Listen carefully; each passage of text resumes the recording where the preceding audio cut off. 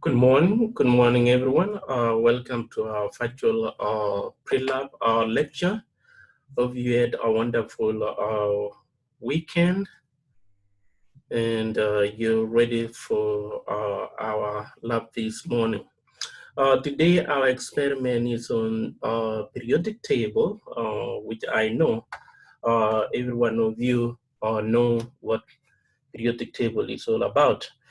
I do have the handout on today's lab. I recommend that you read, download if possible, and use to prepare yourself for the quiz, which I'll make it available by the end of our lecture this morning. So there will be a quiz based on what you will read on the background, and you can also read the lecture text on the periodic table. Make your own notes before you take the quiz, because it's going to be based on the background, right? It's going to be based on the background.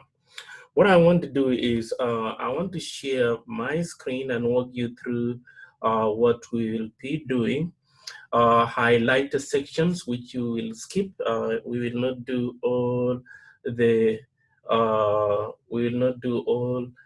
section or in all the activities. We will not do some parts in activity 1, in activity 2, activity 3, and activity 4.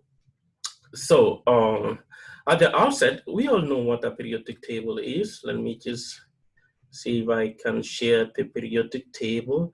How did we end up with the periodic table? When we say periodic table, it is the list of elements according to list of elements arranged according to what we call atomic number. 1, 2, 3, 4, 5, you know, from left to right, left to right, left to right. How did we end up with this table? If you read the background on the handout, there are several scientists who contributed towards the development of the periodic table. To cut the long story short, initially there were a few elements known way back in 1600, 1700, and people at that time didn't have any problem, you know, memorizing the few elements known at that time. However, more discoveries were made in 1800, and around 62 elements were discovered at the same time. Now there was a challenge on, you know, keeping track of chemical reactivity and physical properties of this element, and hence there was a need to organize the table. Different scientists, different personalities tried, and some made significant improvement on the periodic table.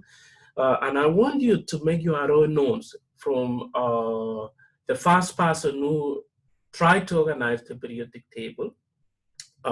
Write their contribution, because in the quiz you will be prompted with those personalities, and if you don't know who did what, you will just double guess yourself and you may end up missing the point. So the handout for the day, let me just pull the handout. What we have for today is the periodic table. All right. Periodic table is under the module on Canvas, which you can access by looking at the handout posted online. So this is what I was saying, that you need to print. You need to print and use these for preparing your for the quiz, periodicity and periodic table. This time here states that when element on the periodic table, all right, when element on the periodic table are arranged according to the atomic numbers, there are certain recurring physical properties and chemical properties. We call that periodicity. right, on the periodic table. What you see here are just list of cards. There are three decks of cards which you'll be working with. Make sure you read the background how much you should have for each card: deck number 1, deck number 2, and deck number 3. Deck number 1, deck number 2, and deck number 3, they have different sizes. You cannot miss the sizes for the cards. There are 3 decks you'll be working with today. So here is the overview, which I will not go through. I know you can read this, all right? I know you can read the background, and like I said, you will need to make your own notes so that in the quiz, if you have given a question regarding Mendeleev, what did he do, all right? There's several personalities who contributed towards the periodic table. John Mayer, for example, Newland is not here. There is Johanna de Bonnier and so forth. All those made significant contribution. Read the background, make your own notes until you understand what each personality did. For example, Alexandra here, what did he do in terms of trying to organize the periodic table? Read that on the background. What I want to fast forward is what you are required to do in this experiment. There are 4 activities: activity 1, activity 2, and activity 3. I'll walk you through, and you will, all right, you will work on your own in the said activities, all right? Activity 1, you will work with deck card number 1, all right? You will work with deck card number 1. This is number 1. You can see on the decks of card I requested you to have before you. There is deck card number 2 and number 3. You should have a cell phone to take pictures of your work, because you can attach to your work. You will take a picture of your work, so make sure you have a cell phone with a camera. And later on, you will do some carving work. We have done the 2 experiments so far on carving, which it shouldn't be too hard for you to generate a graph using Excel. So in activity 1, you will arrange the cards. Make sure you have 25 cards. Count all of them. If there are something missing, you need to contact the customer service. Now, in activity 1, you will organize the cards either according to maybe numbers or maybe shapes. There are shapes. I don't know if you can see. There is a pentagon. There is square or triangle. You can see from there. Hexagonal, and you know, maybe numbers. I don't know what you're gonna be using to organize the cards in deck number 1. All right, you will use a characteristic. Maybe it is color, maybe it is shape. When they say shape, it is the shape of what you have on the card. All right, or maybe it is the number. You see there is number 7 right here. You can see from where you are. You can use that to arrange the cards either according to numbers, shapes, or colors. You record what you paste your arrangement on, all right, on the notes part on the data sheet. You will write down the characteristic you use to arrange your card, all right? You'll put back the pile of cards, and you'll redo the same thing using a different characteristic. If the first time you did with the card number, maybe next time you'll do with the shape, next time you can do with the color of the card, all right? So you should have two characteristics. And then you record also the characteristics of the second property you are going to use to arrange. You will take a picture of those, all right? Without disturbing that, please read that. Take a picture. This is where you will stop. I want you to do one in activity one. You see this activity one, you will do 1 through number 11. You see up to 11. But beyond 11, you will not be able to do that because where you're by yourself, and you may not be in a position to share your arrangement with a classmate. If you see step 12 here, let's talk about sharing the photograph with a classmate according to your instructor's direction. We are in different locations spread out the city, and you know, let's just work up to step number 11. We won't be able to work with our classmate 12 or 13, 14, 15, all the way to 16. That is for activity number one. Activity number one. Is there any question on activity number one? Any question? Let me see if there is someone. All right, Cherise, thank you. Good morning to you too.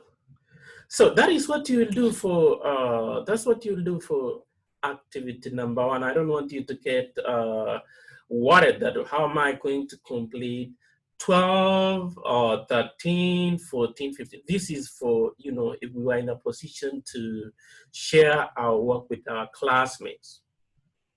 All right. So that's what I want you to do. You can only do 1 through step number 11 using deck card number 1. Deck card number 1. With that, you'll just put that aside, all right? And in activity 2 here, all right? You see activity 2 goes with a slim, I call it slim deck of card. It's labeled as deck card number 2. This is for activity 2, all right?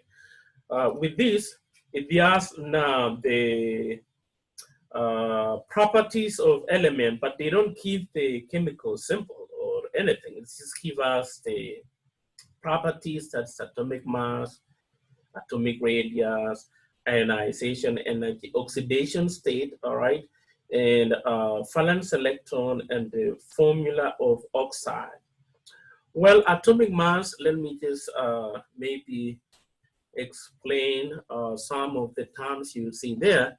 Atomic mass, you know what atomic mass is. It's how much it weighs, mass, you know. And then atomic radius, of course, is the distance from the, you know what radius is. If this is a circle, this is the radius. For R for radius. Ionization energy, all right. Ionization energy, let me abbreviate that. This is the amount of what? Amount of energy, all right. This is the amount of energy required, all right, required to remove an electron from an atom in its gaseous state, all right? It must be in gaseous form to remove that electron. So this is a measure of how much energy you need to remove an electron from an atom.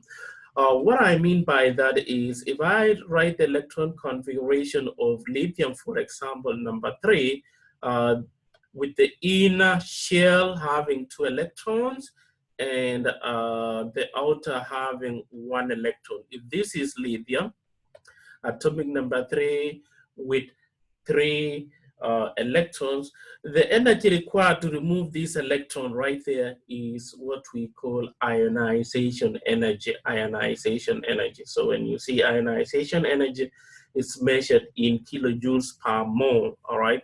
This is measured in kilojoules per mole. That means if I have 1 mole of, lithium, the value you see in kilojoules per mole on the deck indicates, how much energy is required. We're going to talk about that later on, what a mole is.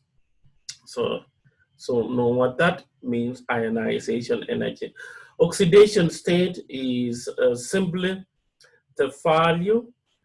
This is oxidation state is used in keeping track of how many electrons, it's a measure of how many electrons have been lost or gained by an element. For example, lithium, all right, with atomic number 3 has 3 electrons. If I remove 1 electron minus 1 electron, it will form Li with positive 1. That means we are left with 1 electron, and the oxidation number is said to be positive 1. If an electron or if an atom gain an electron, such as oxygen gaining 2 electrons to become oxide with negative 2, we say this oxidation state of negative 2. And of course, you know the formula for oxide. Let me give you oxide. Using the crossover rule, we're going to talk about on Wednesday. If this is, let me just move this around here. If this is the formula for oxide, if it combines with lithium, positive 1, calcium, positive 2, say aluminum, positive 3, like that, this will form lithium. 2 is coming from oxygen, and 1 you don't see when you use the crossover rule. This will be CaO for calcium oxide, and this will be Al2, and then O3, like that, just to give you how the oxide react with each of the elements. I hope you know where these positive 2, positive 3 is coming from, how to generate ionic charges, how to predict ionic charges. Have you covered predicting the ionic charge of elements on the periodic table? Somebody used the chat feature on the Zoom. Have you covered chemical names and chemical formulas of compounds? In the lecture, you're taking the lecture right now. Just do me a favor and say yes or no. Have you covered the concept? Yes, thank you. That will save us instead of just, reinventing the wheel and spending time or, preaching to the choir, what is going on. So anyway, so the deal is you're gonna use the oxide of elements on the periodic table to organize that. I don't know if you're gonna use that to, in your organization, same as activity 1, but this time around, you're gonna be focusing on the properties given on deck number 2, So just like in activity 1, you will do only up to step number 11, photograph the arrangement of card set 2 showing the blank space for the missing card. Of course, you're gonna remove this, all right, 2 cards gonna tell you. But for 12, you see, share the photograph with the classmate, so you wouldn't be able to also do what? Do 12, 13, 14, all the way to 16. That will take care of, we're not gonna be doing this because, you are just by yourself, and I don't want you to get out just trying to, it's not going to affect the results. Now, activity 3 will call for now a more detailed information on each element on the periodic table. Card stack number 3 has the information. You will relate to the information on the periodic table. You are given the chemical symbol, atomic number, atomic mass, atomic radius, ionization energy, electronegativity, all right, values, and oxidation state, and electron configuration, which is the arrangement of electrons around the chemical, around the nucleus of an element.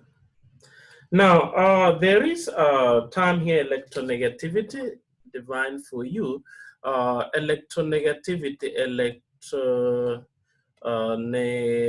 negativity. It is a trend on the periodic table, okay?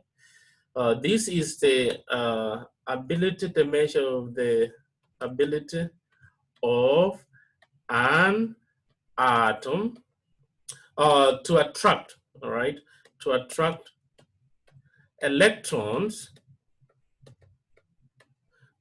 towards itself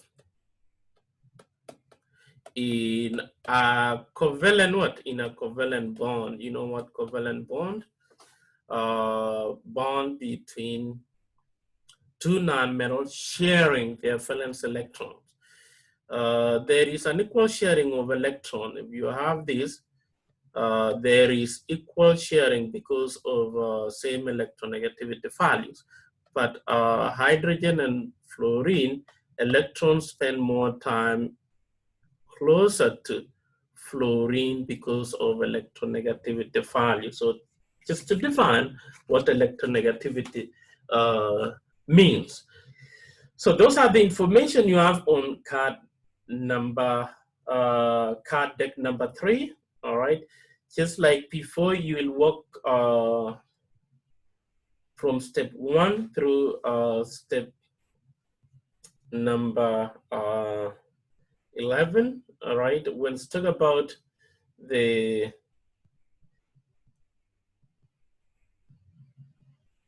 you'll see the pattern on organization of the card, and you'll take note of that on the data sheet, the information you have on card number 3, you look at the atomic radius, you look at the fast ionization energy, and electronegativity. I've explained to you what electronegativity is here. You will use the values. I want you to take note of, all right? I want you to take note of, you know, the values on electronegativity, because you're gonna generate a graph of atomic radius. So if I were you, I may generate 3 graphs, 1 for atomic radius, 2 is for fast ionization energy, and for electronegativity, because you cannot put all of them in one graph, because when I look at the atomic mass, maybe atomic mass will start from 1 to 36, you know, you got to draw to scale. But ionization energy goes all the way to 1,000, and you should draw to scale. What I want to say is drawing all your graph to scale. So if it is ionization energy here, fast ionization energy, and atomic radius here, atomic radius, all right? And please include the units. They put picometers. Yes, this is picometers, and ionization energy in kilojoules per mole. You have to draw to scale. If you are working with 36 or 35 elements, you have to say 1, 2, 3, 4, 5, 6, all the way, 1 all the way to 35, or all the way to 50. Draw to scale, so that atomic number 1, number 2. Likewise, for here, you have to eyeball, all right? Here, eyeball, thank you. You couldn't see the whiteboard. This is what I was showing you, that it should be drawn to scale. Chelsea, thank you. If you look at here, atomic radius. So if you have cards all the way to 35 or 43 or xenon, whatever you're working with, you should include all the atomic numbers drawn to scale. If it is going to 60, and then you can account for all of them on the y-axis. You don't want to, listen, you don't want to say 1 through 30, yet on the card, you have to account for element number 60. So I look at the atomic masses and say, all right, all I need to do is have my x-axis go all the way to 100. You don't need to go all the way to 500.